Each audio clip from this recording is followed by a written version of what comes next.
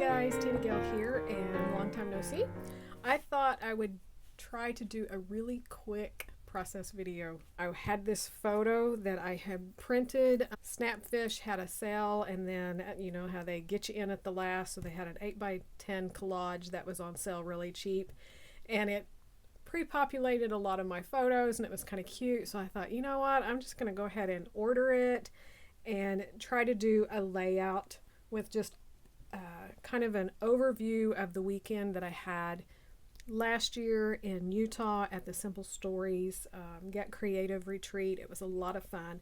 So you could do this with any large photo if it was just one photo, or you could make a collage like this. It's great for a month in review or a week, or a leading page in a vacation album would be another great way to use this idea.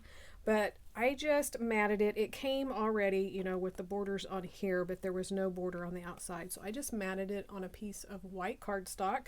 What I'm doing is trying to use the leftovers from that retreat. So we had gotten a collection that matched the weekend. Of course, I've used almost all of it, but we had a few things. There are other crafty collections, which I'll kind of show you what I've pulled together. So I was just pulling colors out, and so this was one of the sheets of cardstock that I had. And originally I had thought I was just going to do the white on the pink background, but I really liked it on this. So what I've already done is mat it on the cardstock, and I punched it with our notebook punch. If you don't have one of these and the other ones, get them. It's very versatile. I use it a lot on layouts and projects. So that's what I've done so far. This is what I'm starting with. Now, what I had left over from the actual collection that matched the event are just really some strips. So this was kind of our color scheme and our designs. And I have these three small pieces. That's this on one side, the ledger on the other. This was a die that we got that was for the event because it was called Get Creative from Spellbinders. So I pulled this out because I already have some cut, but it's kind of small. But then again, my photo's taking up most of the page, so that may work for part of the title. So I've pulled that out. This was one of the things that we got. I think we got this as a freebie, the crafty things. So I went through that and I pulled out this paper because the event was all about the 80s and rad, and so this had cassette tape, so I thought, well, it might work. It also had some kind of parts on the back. Oh, this was another scrap from the actual event, so I think I'm going to fussy cut this to use as an embellishment. This was another page from the 6x8, and I thought, you know, I need some embellishment, so I may fussy cut those as embellishments. Also had that. This was in my bag, and I really don't know if they repeated that. It's got to be left over from that kit, but I don't know. But I like that black with the other colors, so that's my ideas for that. This is from a Simple Stories travel collection that I had on my desk, and oh, all that confetti from that die is falling out. But I loved the pink ledger since I was doing notebooks down here, so I've pulled that out, and I'm thinking that's going to be my background page. I also really love the flowers, and it would match, so I may gut this and try to use it. But I also love this one. This one is from the Crafty Babe, which was last year's collection. And so I might fussy cut some of these for flowers. I also like this, and this would look good because I want some more layers under here. Might use that. So that paper's there. This is from the Crafty Babe too, so there's some foam stickers. Of course, you know, I'm not going to have a lot of room for embellishments, but I just pulled those out because it's all right here. I have the enamel dots that are glittery, and then this was a prize that I had won. It matched. It had some pink and black and fab, so I thought I would pull that out. I forgot to say, I also have a sketch from the scrap room that I'm kind of loosely using. I will put a graphic up here, but you can tell the photo's going the opposite direction. My photo's a lot larger, so I'm kind of turning the photos, but I'm still going to mimic those layers of paper behind on the back. the title and I still plan on using maybe some tags, something like that, and then a round embellishment. And so I'm going to have the general shapes. They're just going to be shifted all over the page. Also this month on the Let's Gather and Glue group with Jana and Becky, they have a monthly challenge, and it was to pull out your punches or your decorative scissors. And so that was another reason why I had pulled this out, was to kind of get that challenge in there. And I may do some more border punches, or I may just do another layer of the notebook page. But that's what I'm starting with. So I'm going to turn it over now and start shuffling papers around on the page, and we'll fast forward and put you on a voiceover. So I've started out and I've fussy cut the cassette tapes from that little bit of scrap that we had from the event kit.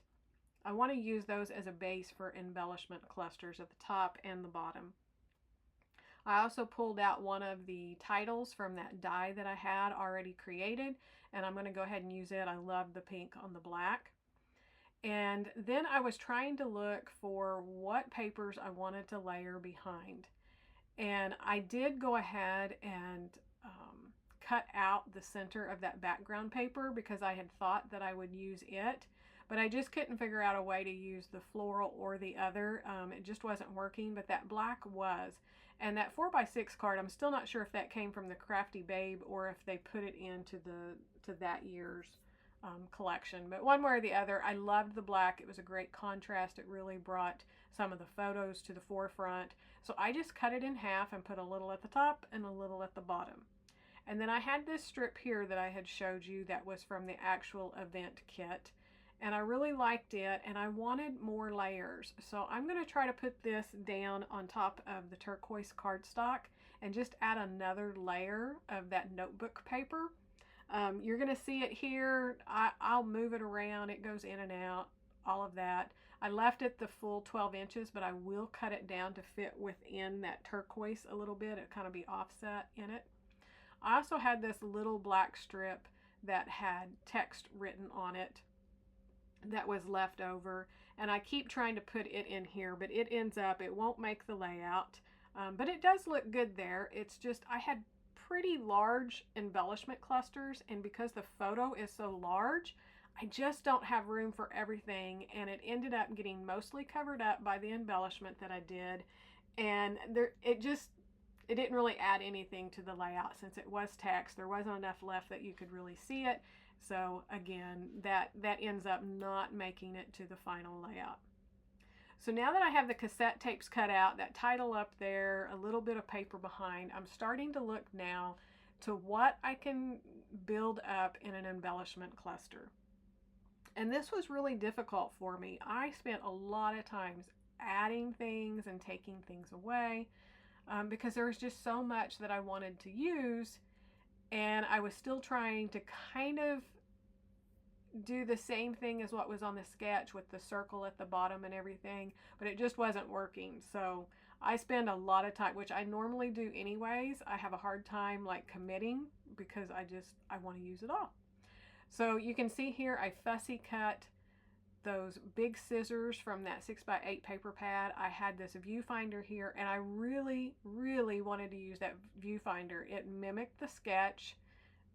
I love it. I love viewfinders, but it covered up a lot of the people in that bottom picture. That bottom left picture was one that they took the last evening of everybody that was in the room, and there was a lot that had already left, but we just all clustered up in the room, and Kevin got up on stage and took a photo going down. So I didn't really want to cover everybody up. So that viewfinder is not going to get to make it on the page.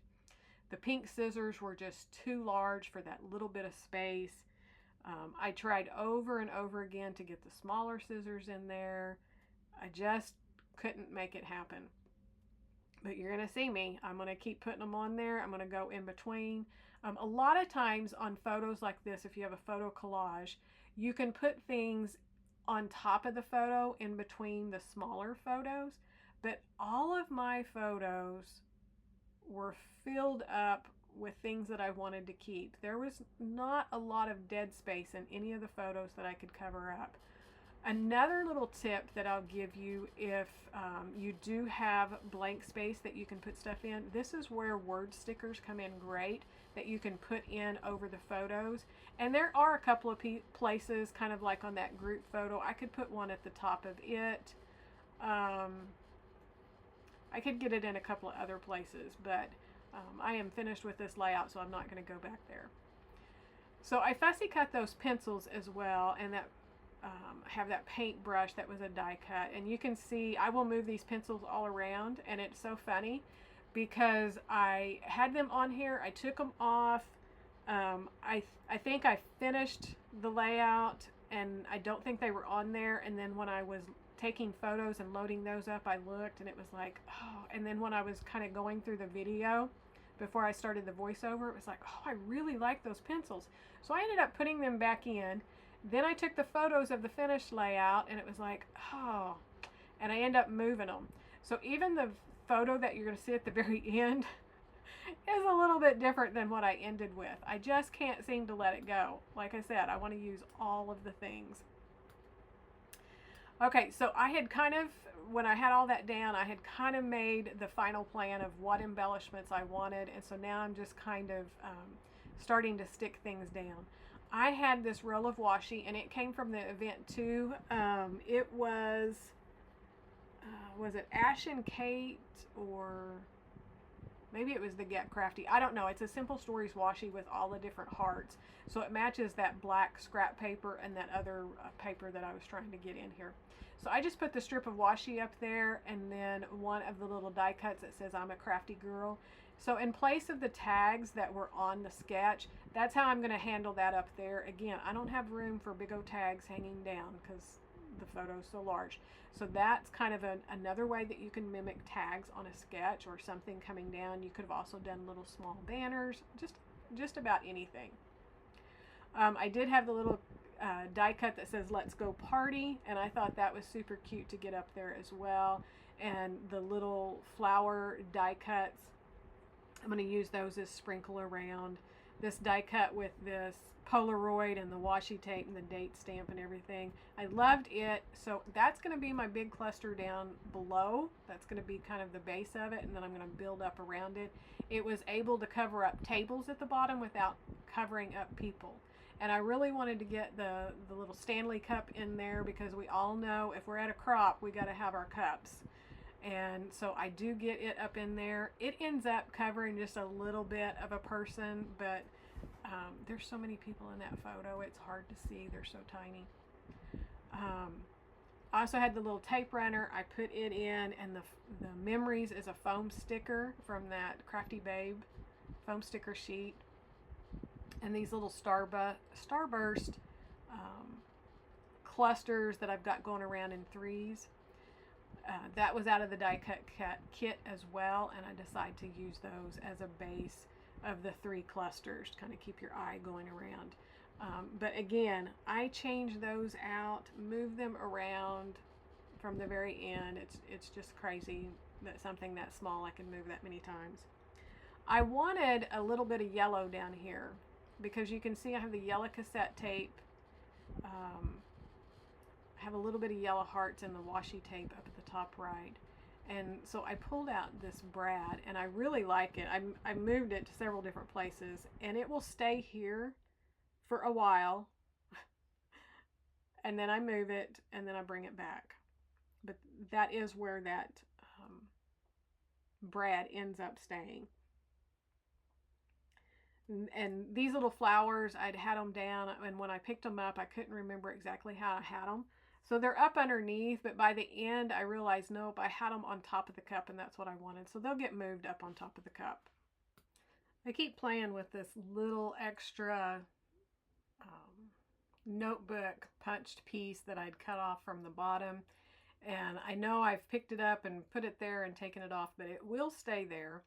And this is where I start playing with those pencils. And I have one single pencil, and then this one that's 2.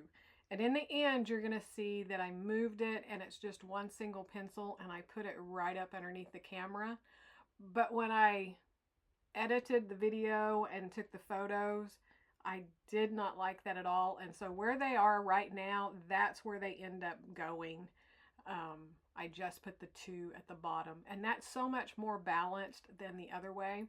The other thing that you're going to see me build up is that top left cluster, and I have that flower off to the side and that little starburst thing at the top, and I kept adding enamel dots and different things like that, and I built up that left corner, and it was just so heavy and it was competing. So the top cluster, the bottom cluster, they were both about the same size. And I couldn't quite figure out while I was working on it why I didn't like it. You know, I'd moved them around or whatever. And I'll show you at the very end when I kind of pick up the layout as to where it ended up. And I moved that flower, those clusters and all that into the actual cluster itself. So I have the flower over the speech bubble, and I put the little starburst up above the title. So it condenses it all down, and it makes that triangle, that visual triangle, so much more crisper and cleaner. So if you're really struggling with something and it's okay, but yet your eye's telling you something's off, I suggest taking a photo of it. If you will turn it upside down on your desk and look at it from the top down. Does that make sense? No, the down top, I guess. Upside down. A lot of times it will pop out as to what the problem is. And I think when I saw this layout upside down, I knew that that cluster was just, it was almost like an entire rectangle across, and it just wasn't sitting right. It also made me struggle with these enamel dots. I just couldn't get them in. And at this point, I have too many enamel dots on there. I ended up taking some of those enamel dots off from the right-hand side. So again, the end layout, even after I photographed and filmed, it turned out just a little bit different.